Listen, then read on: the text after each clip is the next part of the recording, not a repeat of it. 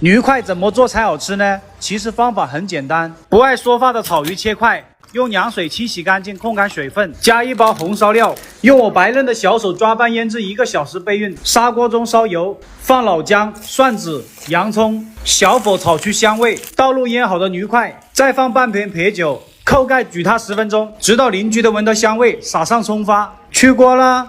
哇，太香了！哥哥姐姐们，皮皮想要大家给个爱心鼓励一下，能给一个吗？谢谢。